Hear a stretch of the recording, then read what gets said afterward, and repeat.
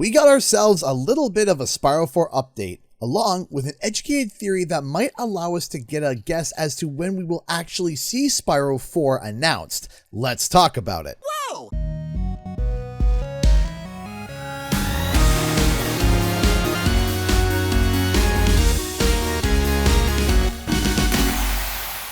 What's up guys, Canadian Guy here, and back with a little update of our beloved and greatly missed Purple Dragon, Spyro. As we know, the next entry's development started in January 2024, and besides a heavy-handed hint-filled interview from Toys for Bob co-studio head Paul Yan, we have not heard anything official. But I do have some official Toys for Bob news that at first may not seem like it means much, but when pieced together, it paints an interesting picture. Before we start, I wanted to let you all know that September 9th, 2025 is our annual Spyro Community Day. The mission, like every year, is to flood social networks with Spyro content, whether it be videos, art pieces, stories, pictures of your collection, and more. We want Spyro to trend, to celebrate all Spyro creators, but also to get the attention to the powers that be that we so badly want Spyro to come back in some way and that we want to see it as soon as possible. Stay tuned for more details later in the video because there's something extra important about it this year. So let us dig into the news, and we're going to start off with Mandy. Wait. Now, who's Mandy? Mandy Benanav was the writer for Crash Bandicoot 4, It's About Time. She worked for Toys for Bob and helped author the game's cinematic script and in-game dialogue. She also helped provide story expertise and was involved in the creative development of the game's overarching story and characters. So if you loved how certain characters were written or scripted in Crash Bandicoot 4, Mandy seems to have a large hand in that. Wiped from existence by that pompous peacock? I'd like to see him try after I shove that tuning fork up his— But not if we get to him first. So what does Mandy have to do with Spyro? Well, Mandy was a freelancer for Toys for Bob, but her work ended in 2020, shortly after Crash Bandicoot 4 was announced. However, it would seem that Mandy has returned to Toys for Bob as of January 2025, and is currently working on, quote, an unannounced Triple H game. Triple H.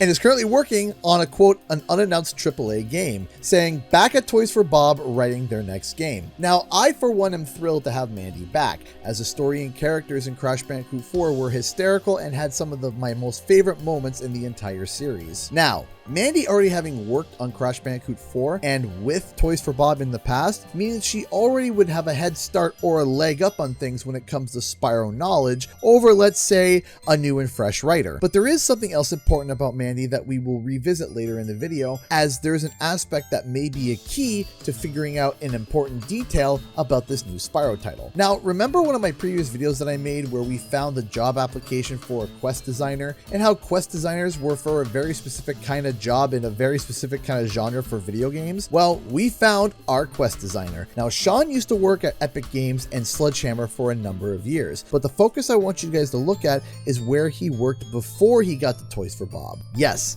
he worked at Gearbox, the studio most known for the Borderlands series. Now, Borderlands does have a number of quests and has a very open world feel and is considered as an action RPG first-person shooter. Now remember, Spyro is typically squished in with the platforming genre, but is technically considered as an action game. So my previous suggestion that the next Spyro entry potentially may have some kind of RPG elements seems to be reinforced a bit, but that's not the only thing reinforcing that idea. Toys for Bob, at the time of this video, is looking for a new UI designer. Actually, as I'm recording this, they just took the listing down. Now, the job listing goes through much of what a typical UI designer would need in terms of experience. Like we pointed out before, the game is in Unreal Engine 5, no surprise, nothing shocking. But at the bottom, in the ideal candidacy section, we see that the project will be 3D, have a free camera movement, and inventory in map systems. Of course, Spyro fitting the bill for the first two categories in aces, but inventory systems and map systems tells me that it's going to be a lot more than just holding keys or gems, but many other items as well, perhaps. Map systems could also include a map that you can interact with and see where there's treasure or even fast travel. All these things are modern mechanics, but you have to remember, the last new dedicated Spyro game came out in 2008, so Spyro hasn't seen a lot of these modern tools that we are so used to today. Now, I need to hit the brakes and reverse back. We need to go all the way back to Mandy. No, I did not forget what I said earlier about her involvement and how important it is. After I wrapped up this video in terms of research, a thought had occurred to me. Hey, how long did Mandy work on Crash Bandicoot 4? So I checked that out, and according to her profile, for about a year on the nose. Okay, so what does that mean? What's the context and importance of that? What if Toys for Bob has a similar or exact development cycle for the new Spyro title that they had for Crash Bandicoot 4, It's About Time? Because if we can figure that out, we actually could guess around the time we might finally see this new title. So now we enter the speculation and theory zone. Don't take what I'm about to say and declare it as fact and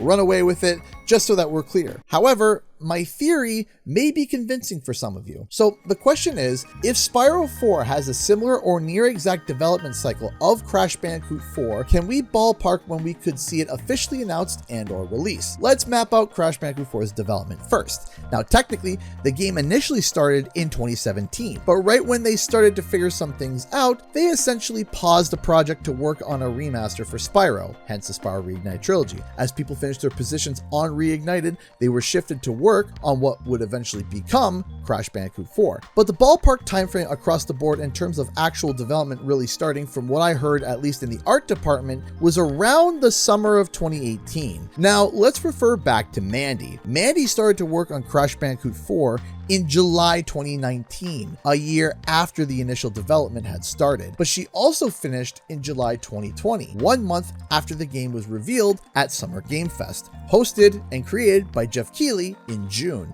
Following Activision's 6-ish month advertising cycle, that announcement came with a release date for October 2020. So this is the mapped out timeline for Crash Bandicoot 4 It's About Time's development. Is there any evidence that Spyro 4 is following this pattern thus far? Actually, there is. So according to my sources, Spyro 4 started development around January 2024. I said this a year and a half ago in the previous videos. I'm not just pulling this out of nothing. So hypothetically, if Spyro 4 is following the same trajectory as Crash 4, then Mandy would be hired in January 2025, right?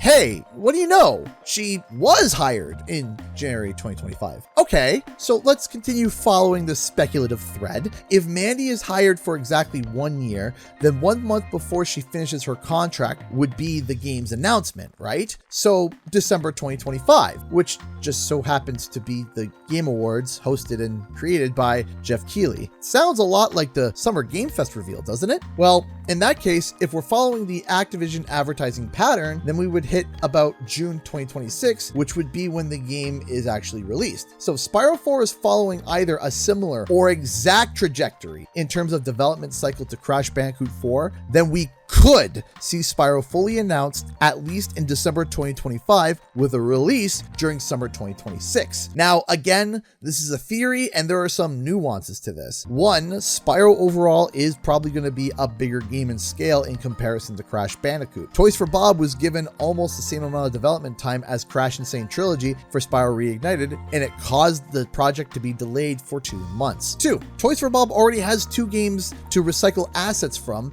that can make production much quicker for Spyro 4. 3, Toys for Bob is much smaller than they were before. 4, they are only focusing most, if not all, their energy on this project and not being split up to juggle other projects. 5, Spyro typically has more of a focus in September than they do summer. Nearly every Spyro themed event is out during the fall time, specifically around September. I could list point after counterpoint that extends and shortens this whole timeline. So let me say this. I personally think that 2026 is going to be a big year for Spyro fans. Whether that's when the game is announced, released, and or both, I'm not sure. But following the trajectory of Crash 4 is a good measuring stick to use as a guide, as this was Toys for Bob's last AAA single-player experience in the Unreal Engine, and a very similar development experience from Crash Bandicoot 4 for Spyro 4 as the sequel to a classic franchise. But depending on who is leading the marketing, like like Xbox or Activision, these advertising windows of when we can actually see the project can vary and change greatly. If I had to choose an ideal situation, let's put me in the marketing department and I get to choose when things are announced and when things are released hypothetically. Here is what I would do. September 9th is Spyro's 27th anniversary. I would release a Toys for Bob patent pending heavy-handed cryptic hint around that time. If you don't know what I'm talking about, you are not around for the Crash Team Rumble days where literally there were small cryptic hints and many things that seemed simple and were not. But I would drop a big hint on the anniversary this year. Then I would officially announce the game at the Game Awards 2025 with a release window of 2026. Later down the line, maybe Summer Game Fest, I would drop the next massive content drop with a trailer and reveal the game's release being in September 2026. Now, if you remember, I mentioned already that not only is September 9th Spyro Community Day, but also Spyro's anniversary. I really want to try and focus on September 9th this year and hope that our hype and excitement draws something official out in terms of an announcement. So on that day, I'll be releasing a big Spyro video, live streaming for 12 hours straight on YouTube, while also visiting many different social media sites like Twitter and Blue Sky, amplifying everyone's voices in regards to Spyro. So, Toys for Bob, Xbox, Paul, Avery, Phil, Aaron, if any of you are watching this video right now, if there are currently absolutely no plans for something to happen on September 9th in regards to Spyro, I hope you can scroll down to the comment section below and read what people have to say. Maybe that could change your mind. And if you want your voices heard, go to the comment section below and let everyone know how much you want to see Spyro. And don't forget to celebrate Spyro Community Day on September 9th, 2025, and let your voices be heard, not only in the comment section below, but on that day as well. Now, the theory that I wrapped up with, that's not the only potential release window for this new Spyro project. If you want to see other potential times Spyro could fly into our lives once more, you can check out this video right here. Thanks so much for watching, everybody. Bye-bye!